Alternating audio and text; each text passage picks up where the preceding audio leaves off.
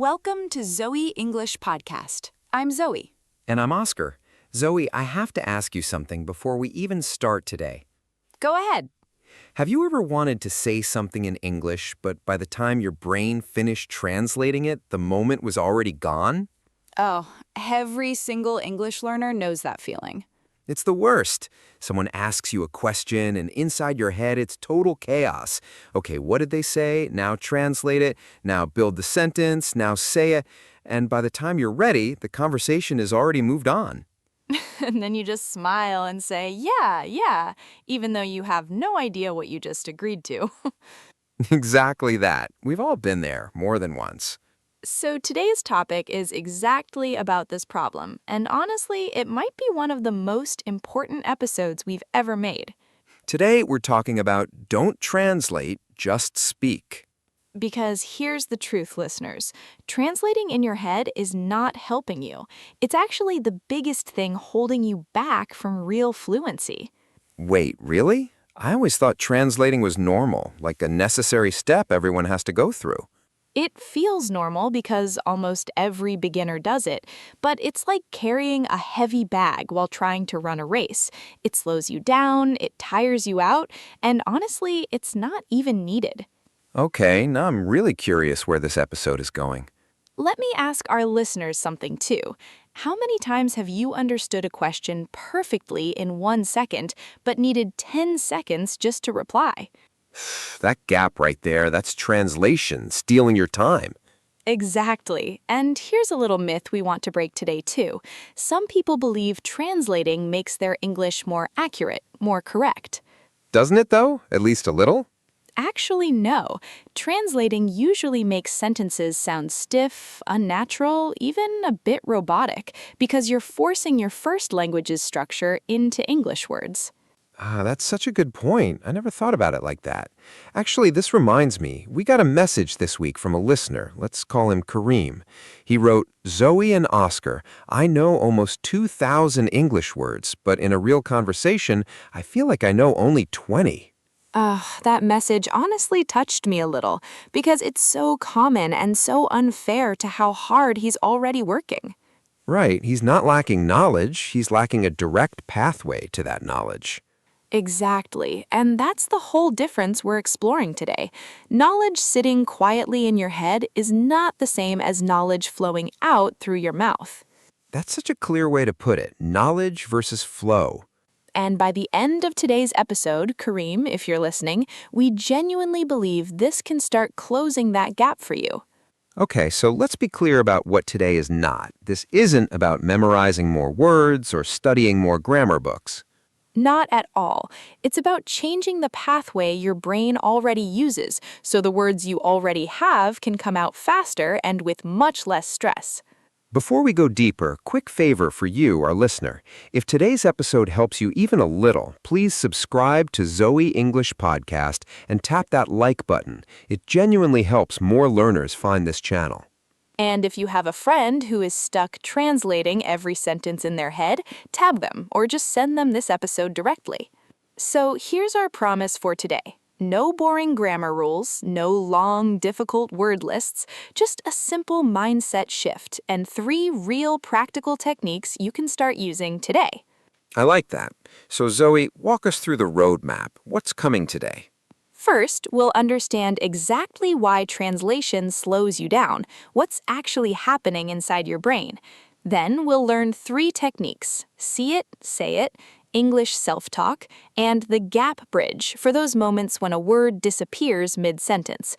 And we'll finish with a small 7-day challenge. Now, I like that we're ending with a challenge. Okay, let's get into it properly. So, Zoe, what's actually happening in our brain when we translate? When you translate, your brain does 3 separate jobs, one after another. First, it thinks the idea in your first language. Second, it translates that idea into English. Third, it finally builds the sentence and speaks it. 3 steps just to say one simple sentence. Exactly. Now compare that to a fluent speaker. They only do one job. They think the idea directly in English and speak it almost immediately. Imagine. So it's not that they're smarter or that their English is naturally better. Right, it's that they've removed the middle step completely. One step instead of three.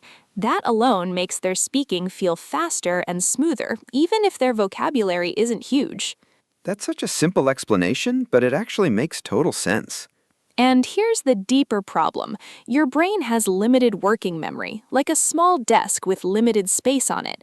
When you're translating, that desk gets full very quickly, and it starts dropping things. Dropping things, like what exactly? Like words you actually knew a second ago, or the second half of your sentence, or your confidence, honestly. That explains so much. I remember one time I completely forgot a word I use every single day just because I was under pressure to translate quickly. That's exactly it. It's not that you don't know English, it's that translating steals your mental energy before you get the chance to speak. Let me tell you about someone I know. His name is Diego. He studied English grammar for years, seriously, years of classes and books, but every time he actually spoke, he sounded slow and broken. Even though he knew the grammar rules well? Perfectly well, actually. He could explain grammar rules better than some teachers, but in his head, every single sentence went through full translation first. He would think in Spanish, translate word by word, and only then speak. I can imagine how exhausting that must have felt every single day. It was. He told me once, "Zoe, I know English. I just can't speak it fast enough." He genuinely sounded exhausted just talking about it, like the effort alone drained him. That's such an important moment because he didn't have a knowledge problem, he had a process problem. Exactly. His English was fine. His method was the real issue all along. And that's actually good news for our listeners because a process can be changed quickly. Knowledge takes years to build, but a habit can start changing from today, this very day. So what actually changed for Diego? He started practicing thinking directly in English, small and simple instead of translating everything, and slowly his speaking became smoother, not because he learned more words, but because he removed that heavy translation step. That's honestly inspiring. It shows the fix isn't about studying harder, it's about changing the process itself. Exactly right. And here's a quick myth we should clear up too. Some learners think, I need a bigger vocabulary before I can stop translating. That's not true either. Really? I would have assumed vocabulary comes first.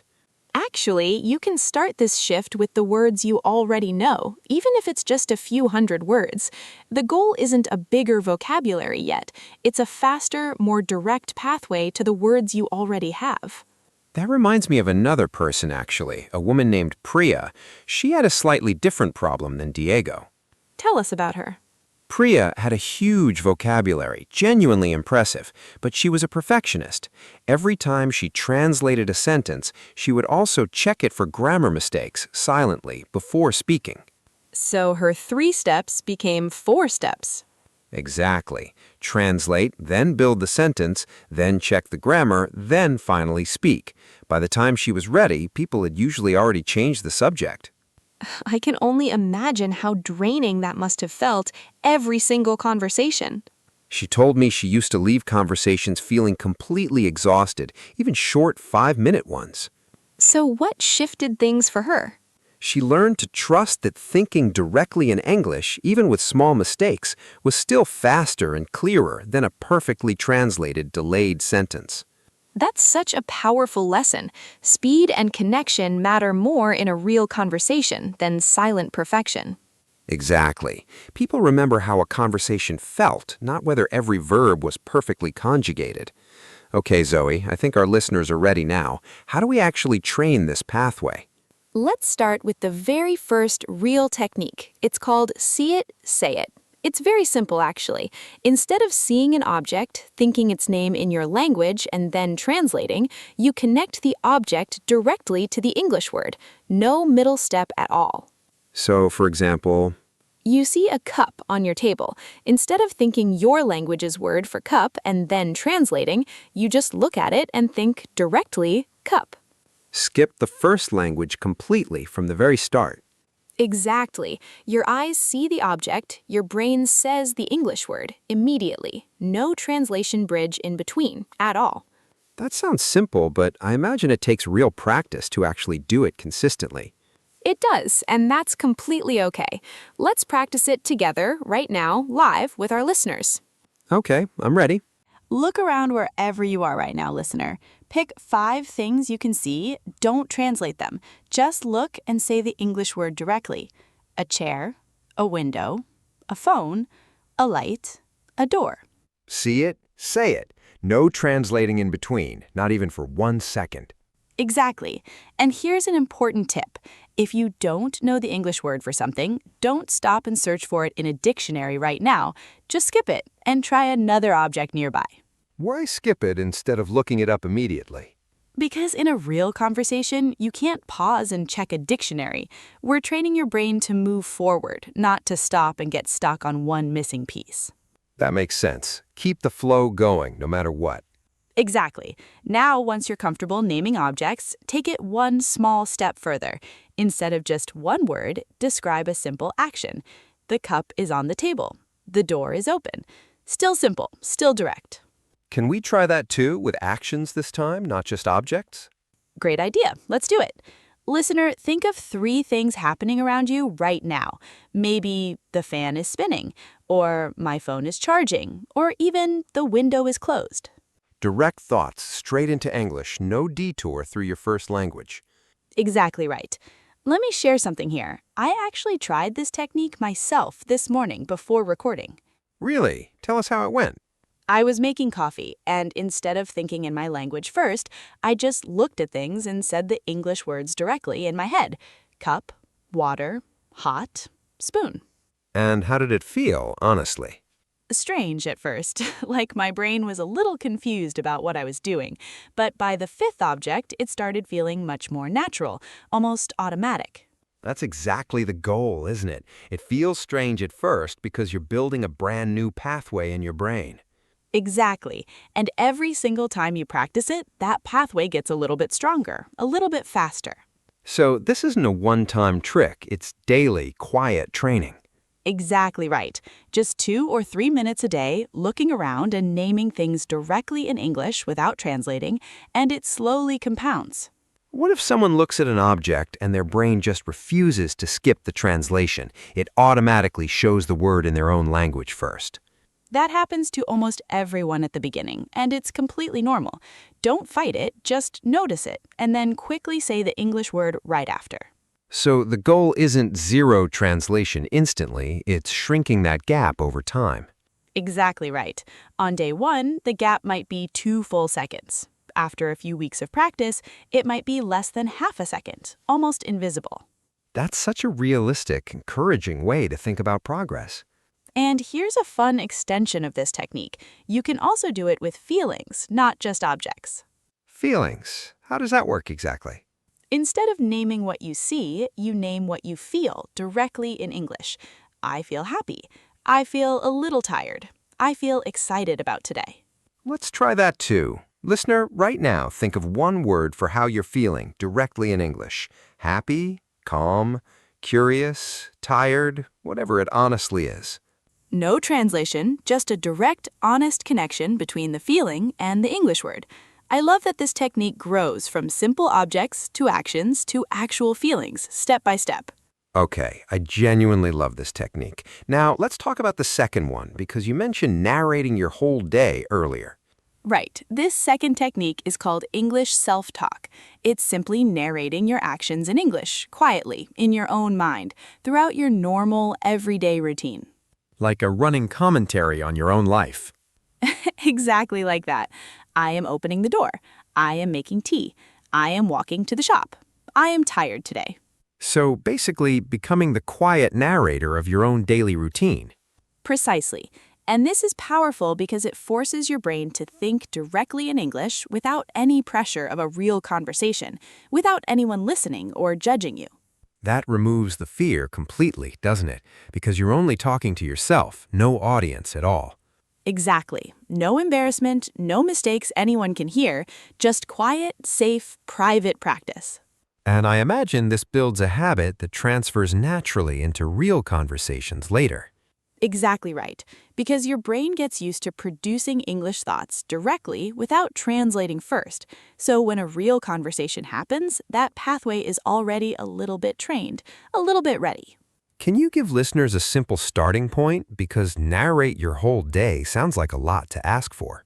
Great point. Start incredibly small. Just narrate one activity, maybe only while you're making your morning tea or coffee. That's it. Just that one small activity every single day. One small activity done consistently without adding more too soon. Exactly. And once that feels comfortable, add a second activity, maybe while walking somewhere or while washing dishes. Slowly, small pieces of your day start living in English. That's such a gentle, realistic way to build the habit without feeling overwhelmed. And remember, it doesn't need to be grammatically perfect. Give yourself full permission to be wrong every single time. That permission is honestly so important. A lot of learners freeze because they're afraid of making mistakes, even inside their own private head. That fear is so common and so unnecessary. Let me share a small story. There's a listener who wrote to us. Let's call her Amara. She said she was terrified of even thinking wrong sentences in English. Terrified of her own private thoughts? That's such a heavy kind of pressure to carry. It really is. She told us she used to correct herself constantly, even in her private thinking, and it made the whole process exhausting and joyless. So, what changed for her eventually? She started this self-talk technique, but with one new rule. No self-correction allowed during the thinking. Just let the thought come out, wrong grammar and all, without stopping it. And that actually worked for her? Within a couple of weeks, she said her thoughts started flowing more naturally because she wasn't fighting herself anymore sentence by sentence. That's such a powerful shift. Fluency first, then accuracy slowly following behind. Exactly, because a native speaker's own child doesn't wait to speak perfectly before speaking at all. They speak imperfectly for years and improve gradually without ever stopping. We should honestly give ourselves that same patience and kindness. Completely agree. And one more thing, if you feel you truly don't have time in your busy day, remember, this doesn't need extra time. You're already doing these activities anyway, you're just adding quiet English narration on top of them. So it's not finding new time, it's using time you already have differently. But Zoe, what if someone tries this and honestly, it just feels boring? Narrating, I am opening the door over and over doesn't sound very exciting. That's a fair point, and here's a small fix. Add a tiny opinion to your narration, not just the action. Instead of, I am opening the door, try, I am opening the door, and it's a bit heavy today. So you're mixing description with a small personal reaction. Exactly, and that keeps it feeling more like real thinking instead of a robotic list of actions. That's a really nice upgrade to the technique. And if you live with someone or have a friend learning English too, you can even do this together, quietly narrating your shared activities, like cooking dinner side by side. A little narration partner. That sounds like it would actually make it more fun. Exactly. It turns a solo habit into something a little more social, and social things are usually easier to stick with. So today's simple task for you, listener, pick just one small daily activity and narrate it quietly in English without correcting yourself. One activity done honestly, without judgment or pressure. Okay, now let's talk about something every learner is scared of, the moment when you don't know a word in the middle of a real conversation. Ugh, this is the moment where my brain usually just shuts down completely. I know exactly what you mean. Your mind goes blank, you feel your face getting hot, and the silence feels so unbearably long. It really does feel long, even if it's only 2 or 3 seconds in real time. But here's the key mistake people make in that exact moment. They stop and try to translate the missing word from their first language. Which brings us right back to the whole problem we started with today. Exactly. So instead, we're going to give you a small, practical technique called the gap bridge. Gap bridge. Okay, explain it clearly. When you don't know a word, instead of stopping to translate, you describe it using simple words you already know well. Give us a clear example. Let's say you forget the word umbrella. Instead of freezing completely, you say the thing you use when it's raining to stay dry. Simple, but it works perfectly. So you're building a small bridge using easy words instead of stopping the conversation completely. Exactly. And you can also use simple filler phrases to keep the flow going while your brain quietly searches. Things like, how do I say this? It's like that keeps the conversation alive and natural. Let's actually act this out for our listeners, a small role play. Okay, imagine we're at a market together. Excuse me, do you have that? How do I say this? It's a fruit, small, purple, sweet, similar to a grape, but bigger. Oh, you mean a plum. Yes, exactly, a plum. Thank you so much. See, listeners, the conversation never actually stopped. Oscar didn't freeze, he built a small bridge with simple words, and the conversation kept flowing naturally. Let's try one more, at a doctor's office this time. Okay, let's do it. Doctor, I have pain here, and it's like a small red bump on my skin. It's itchy. Ah, I see. That sounds like an insect bite. Yes, exactly, an insect bite. That's the word I was looking for. See how naturally that flowed? No dictionary, no silent panic, just simple description, and the conversation moved forward smoothly. Let's do one more at a restaurant. You be the waiter this time, Zoe. Welcome. What would you like to order today? Hi, I'd like how do I say this? It's a drink, cold, sweet, with small bubbles, usually orange or lemon flavor. Ah, you mean a soda. Yes, a soda. Exactly. Thank you. See how smooth that felt? Nobody panicked, nobody stopped the conversation. We just built a small bridge and moved forward naturally. I actually feel like this technique gets easier every time we practice it, even in these short role plays. That's exactly how it works in real life too, listener. The more you practice describing around gaps, the smaller and less scary those gaps start to feel. Let me share a quick real story here too. A listener named Youssef told us about a job interview in English where he suddenly forgot the word deadline. Oh no, in an actual interview, that's such high pressure, such a stressful moment. Exactly. But instead of freezing completely, he said, the date when the work must be finished. The interviewer understood immediately and honestly didn't even notice anything unusual at all. So the conversation just continued smoothly, without any awkward long silence. Completely smooth. And here's the beautiful part. Native speakers do this too, all the time, in their own language. They forget words constantly, and they simply describe around them. So it's not even a learner mistake, it's just normal, everyday human conversation. Exactly right. This isn't a weakness. It's a completely natural communication skill that everyone uses in every language. I genuinely feel less afraid just hearing this explained so clearly. Any other tips before we wrap up today? One more small tip. Practice this on your phone alone before you need it in real life. Record yourself describing 5 random objects around your house without saying their exact name. Then listen back. A private rehearsal before the real performance, like practicing lines before a show. Exactly. Do this for just a few minutes 2 or 3 times a week, and you'll notice yourself reaching for descriptions faster and faster in real conversations. Okay, let's bring everything together now. We talked about 3 things today. See it, say it, for direct object naming, English self-talk for quiet daily practice, and the gap bridge for real conversations when words disappear. 3 simple, practical tools, no complicated theory needed. And now we want to give you a small challenge. We're calling it the 7-Day No Translate Challenge. Okay, tell us exactly how it works. For 7 days, pick just one small part of your day, maybe 5 or 10 minutes, and commit to 0 translation during that time. Only direct English thinking using the techniques we shared today.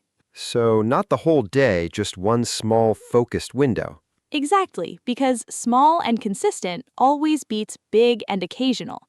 Maybe you choose your morning coffee, or your walk to work, or even brushing your teeth. I actually want to try this myself starting tomorrow morning during breakfast. I love that. And listeners, we genuinely want you to try it too and tell us how it goes for you. What if someone tries it and honestly they translate anyway, without even noticing? That's completely normal, Oscar, and it's not failure at all. Just notice it gently and come back to direct thinking. This challenge isn't about perfection, it's about awareness and practice. So no self-punishment if it doesn't go perfectly on day one. None at all. Progress here looks like noticing faster each day, not getting it flawless immediately. Can you give listeners a simple example of what the 7 days could actually look like, day by day? Of course, day 1 and 2, just practice see it, say it for a few minutes, naming objects around you. Day 3 and 4, add English self-talk, narrating one small activity. And the second half of the week? Day 5 and 6, practice the gap bridge, maybe by recording yourself describing objects without naming them.